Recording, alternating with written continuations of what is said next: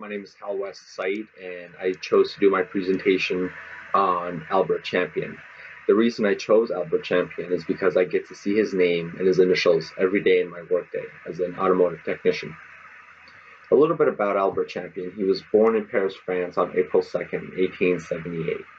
And his first occupation that he's famously known for is he was an errand boy working for a bike manufacturer, riding his bike.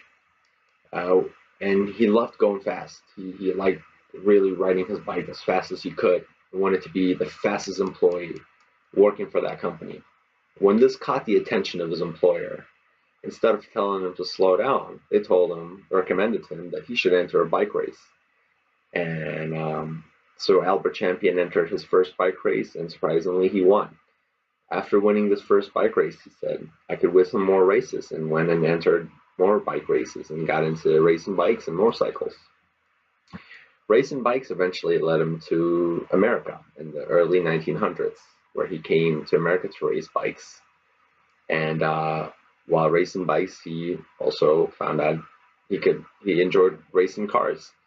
And while racing cars, one incident, an accident left one of his legs shorter than the other one. He sustained an injury to his femur, and this injury it didn't let him competitively race again with bikes.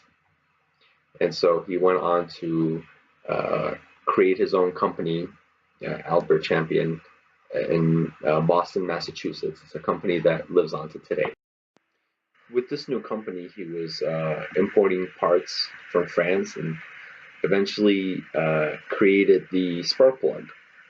And this spark plug that he created had a ceramic insulator made out of porcelain that was such a great invention, as you can see today, because it keeps the center electrode from grounding out, and it also keeps moisture out and keeps the engine heat out from the center electrode. And this was such a great invention that he came up with, proved to be very successful. It caught the attention of General Motors co-founder Billy Durant. And Durant came to him and offered to buy his company and move him to Flint, Michigan. And Albert Champion wasn't too happy about this. He wanted to keep his name, wanted to keep his company. He did want to expand, though.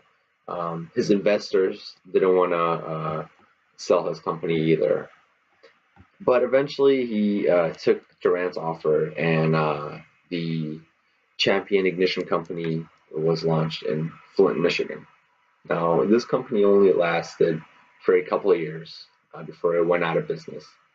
And then Albert Champion was worried about his first company in Boston, Massachusetts getting sued. So he changed the name to AC Spark Plugs. According to sources, it is said that Albert Champion had a hot temper while the president of his companies, and that he would go around and just fire anybody for any reason, and then would complain the next day when the person that he fired wasn't at work. So somebody would literally have to, eventually got so bad that somebody would have to walk behind him and rehire people as fast as they were fired. Albert Champion passed away on October 22nd, 1927, while on vacation in Paris, France. Even though he's not alive today, his name and legacy still lives on in a lot of vehicle components and electrical components, and his name lives on as his initials, AC Delco. Which is a conversion between AC Spark Plugs and United Delco, which are divisions of GM.